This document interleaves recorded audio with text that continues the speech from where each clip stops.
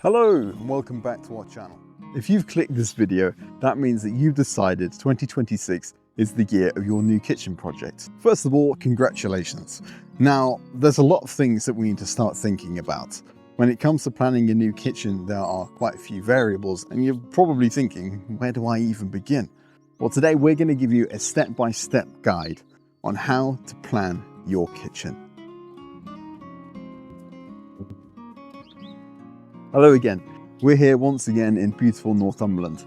We're going to be taking you through how to plan your kitchen. We're going to be explaining to you what you can expect about the process, how to gather your ideas, and how to start the process of reaching out to a good kitchen company to get your project well underway. There's a lot to think about and there is a lot to get into, so without further ado, let's begin. First of all, we need to gather some inspiration.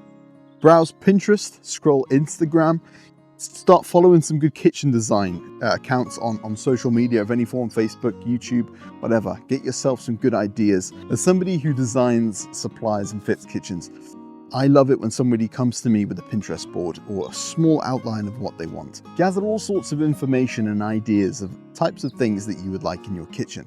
Now these can be really like small details, stuff like a specific kind of handle or a very particular type of storage option. Color is a big one. In fact, it's a massive one. It's probably one of the first things you should really think about. Think to yourself, am I going to decorate this room?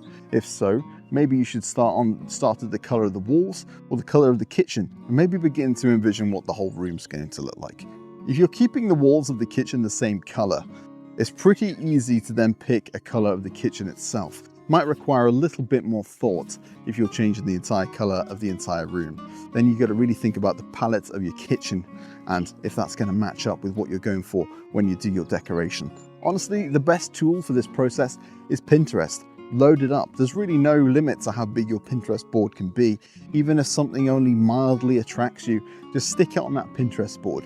As somebody who designs, supplies and fits kitchens, I love it when a customer comes to me with a Pinterest board or at least a decent idea of what they'd like aesthetically. It makes the job of the designer a lot easier and makes it a lot better for you in the finished result. One thing I would really advise that you don't do is become fixated on a couple key details. Unless we're talking about the ergonomics of the actual practical layout of the kitchen, you should pretty much just go off vibes. Collect pictures that hit something within you. Don't think of the practicality just about yet. Collect a load of inspiration that just excites you. At this stage, you don't really want to be making specific choices. That comes later on, and that's something you can discuss with your designer as part of the design phase. You don't really need to bog yourself down with the little details of exactly how things are going to be laid out. At this point, we're just going for vibes only. So fill that Pinterest board with everything that you like the look of, and this is going to give you and your designer a much easier time when it comes to putting that design together. So this bit's crucial. Now, it depends what kind of company you go with.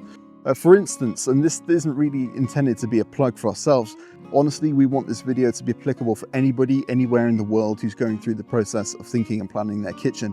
But we come and measure your kitchen for you, and it's part of our design process that we make sure that the measurements are exact. But lots of the time, kitchen companies are going to require you to bring your own measurements to the table. So it's usually a good idea to get an idea of your space anyway. So there's no reason why you shouldn't go ahead and get some measurements of your kitchen.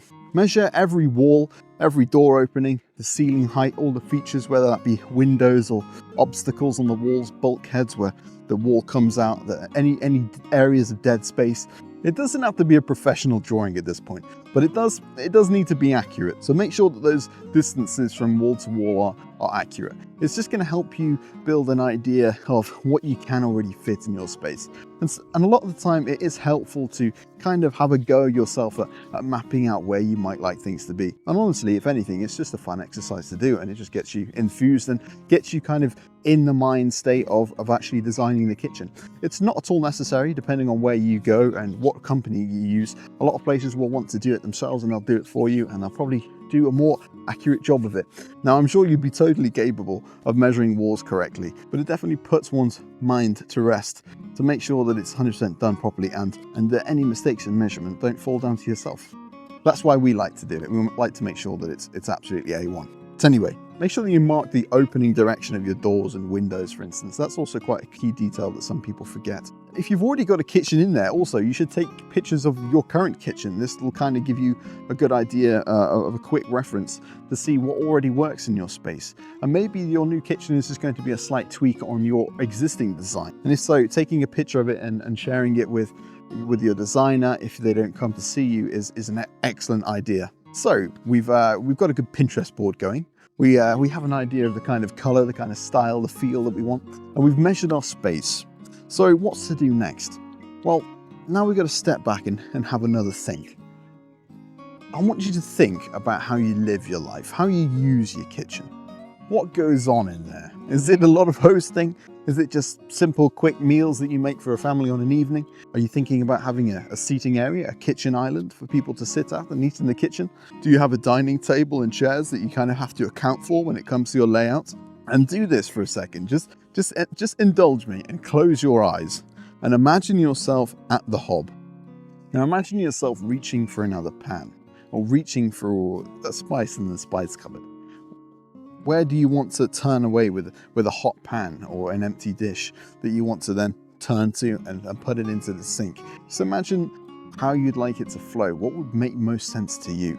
Really get into the mind state of how you want everything to flow. Now, this might think about where's the fridge in correspondence to the area that you're cooking. If the hob's here, how far away do I have to nip to get another ingredient? If I end up with a fridge that's on the very far end of my kitchen to my hob, then I'm probably going to have a whole load of stuff out by my hob cluttering me up. When you're at the hob, where all the business takes place, think of all the things that you're going to want to hand. Certain different pans, you might want a pan drawer straight beneath. You can really quickly reach and grab one of those. A spice rack here, you can quickly grab yourself another spice that you forgot to get out. Close your eyes and think about the flow of getting to all these different things. How you want to end up moving around your kitchen is a big thing to consider. Think about how much storage you want in there too. It's best to err on the side of a bit extra.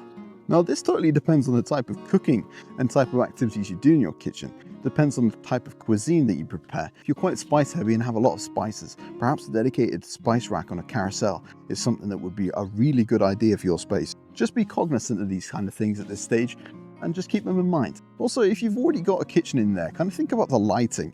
Are you still kind of relying on the basic lights of the room to illuminate your cooking space? Perhaps maybe it would be time to think about getting some under-counter lighting. You don't need to make any hard decisions on any of this. Just kind of get a good feel for what you would kind of like and raise it with your designer, and they'll help you work through it and whether if it's worth it for you. Now, I know I'm saying don't make any big decisions at this point, but one thing I would absolutely suggest that you do make a somewhat solid decision on quite early in the process is your appliances. A good designer will easily be able to build a kitchen around your most desired appliances. Let's be honest, the mod cons of the kitchen world are at this point in time a necessity. A good dishwasher, a good oven, a microwave, an air fryer. At this point, they're a mainstay, let's be fair. Unless you're forced into it, gone are the days of washing dishes in the sink. Perhaps also your kitchen shares the space for your laundry too.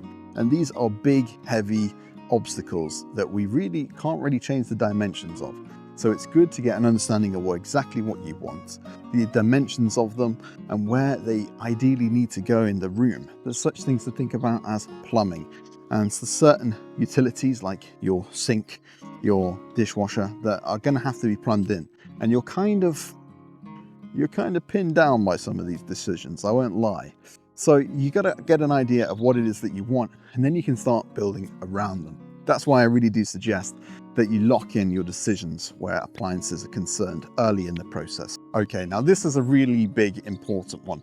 And for most of us, it's probably the most important bit we have to think about, and that is budget. So one of the first things you probably Googled long before you came to this video is how much does a new kitchen cost?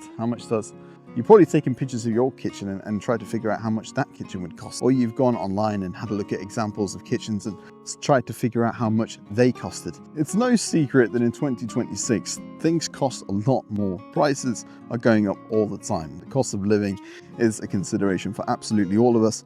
And every single industry is feeling the impacts of increased shipping rates, fuel costs, material costs. The list goes on. A good kitchen isn't a cheap thing, but it is an investment. So have a good think about what your budget is. Try not to give yourself the mental block of a fixed number. Now, this doesn't do you any good. Give yourself a budget range. And it's a really good thing to come into and make your designer aware of on the first visit. It's not common that designers will ask you what your budget is.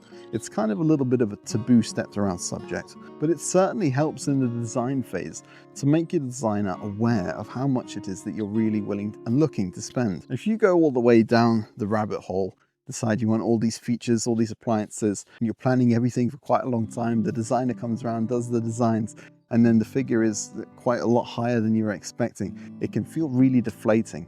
And then the rest of the process, you kind of feel like you're settling for something that you kind of never really wanted. That's not something that's good for anybody. That's another good reason why we don't want to make too many hard and fast decisions, albeit leaving out the appliances in that factor. Before you have that first design meeting with your chosen company, just play it by vibes. I know that sounds silly, but it really is good advice. I would also say that sometimes the kitchen that you really want could be just on the other side of your chosen spend limit. That's why I think it's good to have a range. Think about the highest number that you could really afford to invest in this decision. Now, do keep in mind that your budget isn't just for the kitchen itself. There's almost always a level of plastering, electrics, plumbing, and there's also the rip out removal of the old kitchen itself.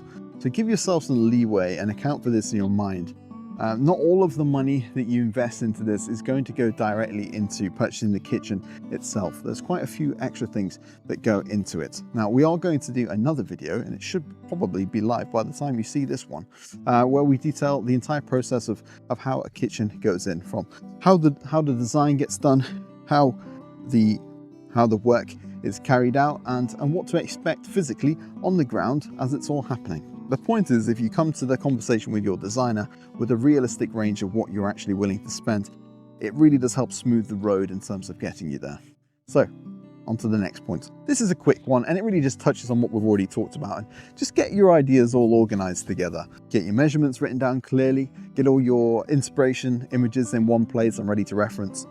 Your notes about how you live and what you think you're going to need for the ergonomics and storage of your kitchen, your budget ballpark, and of course the key appliances that we've already made a decision on. You don't need to hand these over immediately by all means, but it's good to be organized and ready for that first conversation. If you can come into that meeting knowing more or less what you want already, 10 times out of 10, you're going to get a superior service. Your designer is immediately going to know this is somebody who knows what they want, they're organized, and I'm really going to have to step up to the plate and deliver. And that's exactly what you want. They also know that you're a customer intent, and believe me, every business highly values a customer who shows intent. This will put you in the best standing possible to get exemplary service and an exemplary design. So, a little bit of what to expect. Now, we will get into this on another video, but I just kind of want to briefly touch on what to expect in that first conversation.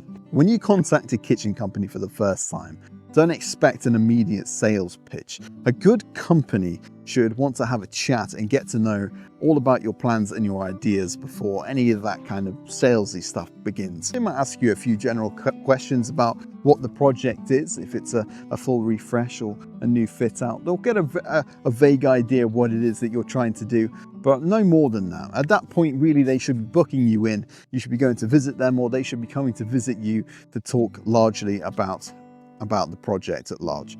Think about some decent questions you'd like to ask them. I'm sure they'd be more than willing to answer them for you. And try to get yourself a good feel about who it is that you're going to be doing some work with. Let's not beat around the bush. You're going to be spending quite a lot of money with these people, and they'll be spending a lot of time in your home. You want to know that you're interacting with the business and talking to someone that you're going to get along with, just generally. It really does help when it comes to putting two creative minds together and coming up with something that you like in the end. It helps the whole process be a lot more enjoyable. So try to ask them a few questions and get a feel about how they work and what it is that they really do and how they carry out the entire project. So now you're looking at having a meeting with them. So as we said before, you may go to them or they may come to you. At Albion Fit and Interiors, we actually bring the showroom to you. We come to your house, and that helps us get a really good understanding of your current space, how you live. We get to meet you on a personal level and really understand you, and we think that's such an important thing when it comes to designing your room. that's going to be in your house for the best part of 20 years perhaps. It's really important for us to get an idea of exactly how you live and what's going to be the best for you. So that's how we do it. But many other companies have a showroom and you'll go meet them there. So perhaps that's something that you might want to consider. Do you want the showroom experience where you go and you can see everything, or would you prefer them to bring it to you and meet you in your home and really get a feel for what it is that you want in that building itself? So from this point onwards, you've entered the design phase. Congratulations. You'll be able to get out all of your ideas and just wax them with all the kind of things that you're thinking about. Treat them as a splatterboard. Just hammer them with ideas. Don't worry, we're used to it. And in fact, most of us enjoy it. So just splatter us with ideas, even just little glimpses of a thought of something that you might like the feel of, the look of, or just the vibe of. Honestly, all of it helps and we welcome it. For ourselves, it's at this point that we would come and take some accurate measurements of your space. We talk about what it is that you want in there. Perhaps you come to us with some kind of pseudo layout that you'd like to try. It's at this point that most companies will attempt to gather all the information, measurements, and specifications to be able to render your first 3D image and get you a kind of idea of how much it's going to cost. Now, very, very rarely does that first design get approved. And in fact, really, it's not supposed to. It's supposed to give you a good benchmark, something that you can get an idea of, okay, this is how much things are costing. It truly is a wonderful thing in the modern age to get a completely beautiful 3D render long before it's ever installed. The vast majority of these types of meetings are free and there's no obligation for you to commit at this point. Most good kitchen companies offer unlimited amendments, so don't worry about making hard decisions again. This is just us setting a benchmark together and us figuring out what you want to see represented in a quote. And it almost always, as I say, gets changed from this point. So just think of this as the beginning phase. Keep yourself and your mind open for change, as I'm sure you'll make some decisions after you see that initial render. Now, most people will agree this is the most fun part. Perhaps you've been gathering all this information for months, and it's at this point that you will physically see your vision. Other than seeing the kitchen physically finished in real life, it's often most people's favorite part of the whole design journey. And it is for myself as well. So you're at the position now where you have your designs in front of you. You see your vision rendered before your very eyes. Now, at this point, it's important to remember, don't rush it. There's no need, and a good company isn't going to want to rush you through this process. These are important decisions, and they are key for true customer satisfaction. And that is the forefront focus of any good kitchen company. A good tip is to, once you've received your designs, let your designer know, thank them for the designs, and let them know you'll be in touch shortly. And just take your time. Good company at this point isn't going to push you. For the rest of this process, you'll just be going back and forth with your designer. At this point, you'll be equipped with all the kind of ideas of what you would like it to be. And there really isn't that many more big decisions. It's going to be small tweaks from here on out. You might try a couple different handles, maybe a couple of different shades of color, or a couple of different worktop choices. And at this point, you're almost there. So I hope we've equipped you with a good way to attack planning your kitchen in 2026. If you have any more questions whatsoever, and that could be from anybody anywhere in the country, you don't necessarily or even at all need to have bought a kitchen from us whatsoever. We're just here to help everybody make sound decisions when it comes to their new kitchen. We just love helping people create beautiful spaces. That's our passion. That's why we do it. So as much as we would love you to start your journey with us, by all means, ask us a question. I'm sure we'll find the time to reach out to you and respond. If you'd like to see our next video, I shall link that down below, where we detail everything to expect in the physical process of having your kitchen fitted. We'll go into topics like how long things usually take, mess, noise, temporary living situations, what you should expect in the actual reality on the ground of having that kitchen fitted. But that is all from us today. We hope that you have found something interesting or entertaining in this video. Good luck with your kitchen project. I'm sure it's going to be absolutely brilliant and you're going to love it. Have a lovely rest of your year and a wonderful life.